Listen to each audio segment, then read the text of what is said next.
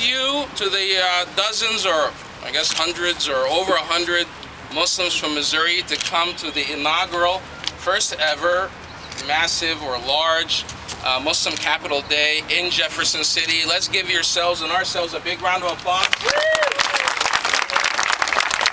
I think our presence here and your presence here shows your dedication to the state of Missouri and to this great nation.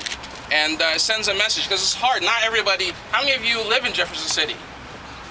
Very few. Most of you traveled and had to take off work or take off school and spend your own money. Nobody paid you to be here today, but you felt moved to come here. There's so many people that take that liberty and that right to engage their government for granted, and they never even visited Jefferson City or their capital or engage their lawmakers. So for that, give yourselves another round of applause for your civic engagement. I think it also says a lot about your commitment to this nation and the Constitution. How many of you love the Constitution of the United States? Clap your hands, since radio sometimes doesn't see hands. Clap your hands if you love the Constitution.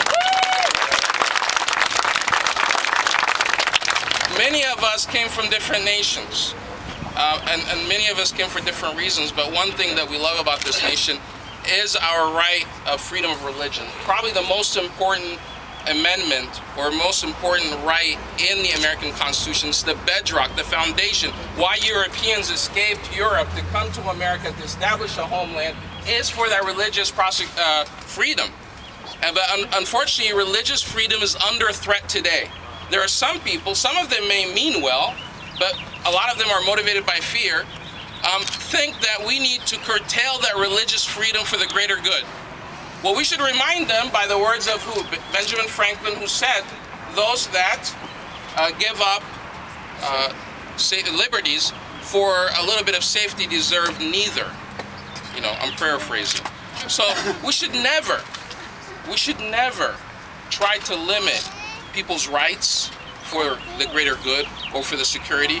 Do we all want safety and security in America? Yes. Do we want America to be safe? Yes. Do we want America to be protected? Yes. Do we want for our neighbors what we want for ourselves? Yes. And do we love other Americans? Yes. Yes. There's so many people out there that want to tell otherwise about who Muslim Americans are, and they're part of that misinformation. But guess what? Part of the reason they've been allowed to do that is because of our own fault. Muslims in this country for a long time thought, well, we don't have to go out there and brag about who we are or tell people who we are. But in America, you have to share your story. You have to tell your story, because if you don't, somebody else will tell it for you, and they're not going to tell it as well as you do. And a lot of times they'll tell it in a negative way.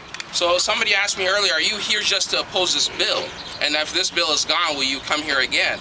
No, we're here because we value our voice and we want to participate. We want more people to be involved in civic engagement. So whether this bill is here or not here, we're going to come to Jefferson City and other capitals around the country.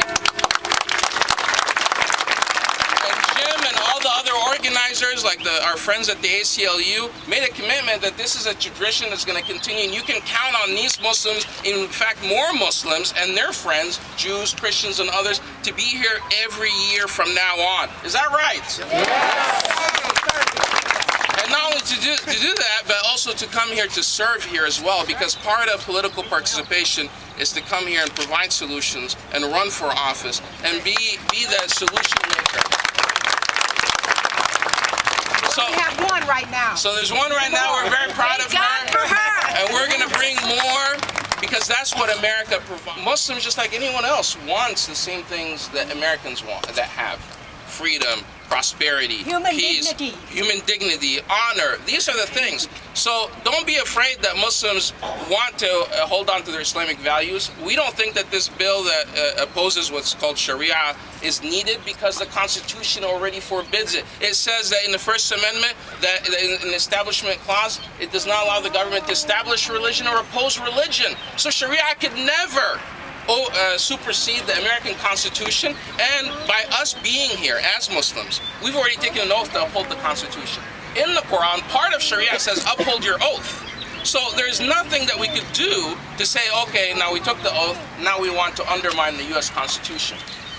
If there's ever a conflict between the U.S. Constitution and Islamic law or Islamic Sharia, then because we took that oath, then we have to go with the laws of the land. So wherever that is, we follow the laws of the land. I believe that there's no contradiction between the U.S. Constitution and Islam, and that's why we value it here. Today, keep your heads held up high. This building here, this is not their house, this is your house.